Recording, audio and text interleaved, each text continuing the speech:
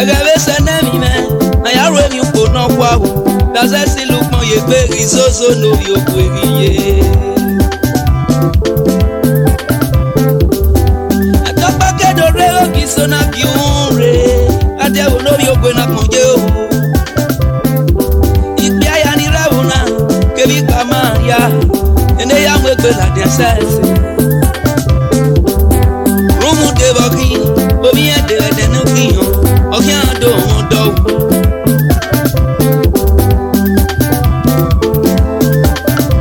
Oni enegbe, eyi mama gabia o.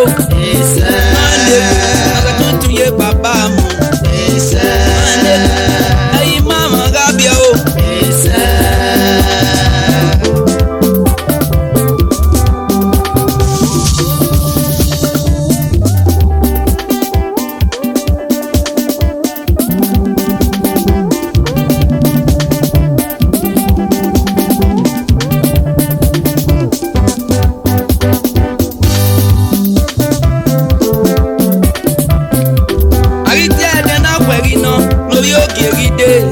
Obi ogwe ma mi gbe gan.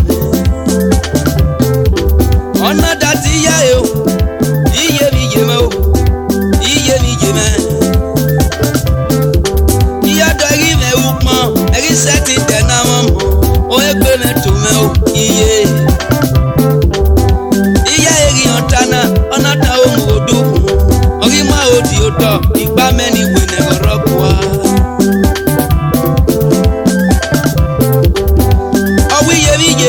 Ona ekina ga ye vedo lavo ye meniye nu ya kwa lukolo kamila gun iya na lavo ona ya kwa lukolo kamila unu ona peve ma of you bolo kamila rene wa mona riu ona mu wa wanya ire ona vi bolo kamila na ona he ku wa wa osame rosayo oyume ogo yayo ona balo fi gbon e o ba loro e.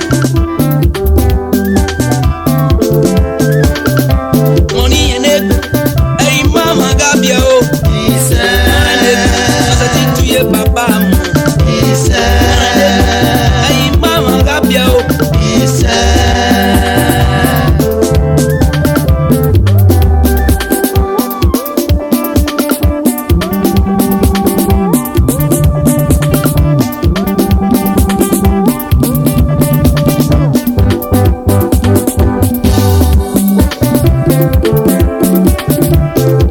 Umi mona ikbele ma ikbede ni ogbane ọ̀rẹ́ nẹ òwò bí òkè.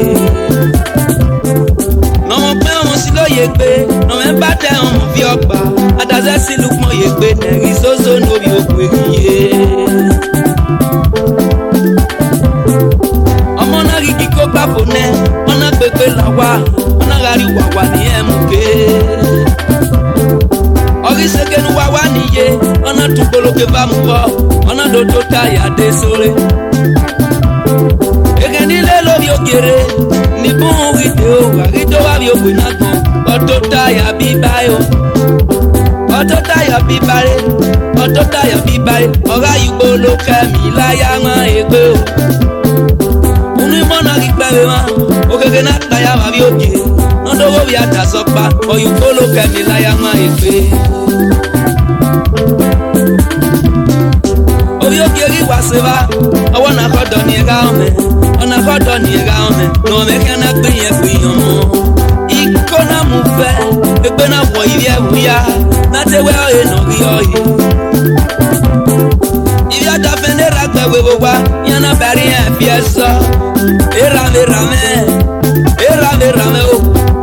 era me we ma seti be gbe mi la era me ma seti be gbe mi la ya go ri òpin na kan oyu bolo kemi la ya ma egbe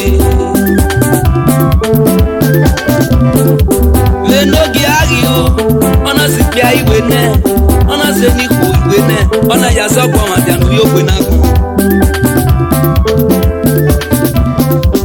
mi ayi wana ka iri edo me ni mose we ri le nyunyi me mata nu ya te rawe mo mi ayi wana ka o iri ore me ni mose le nyunyi me mata nu ya ti yewe mo eru kati kati eru kanya kanya eru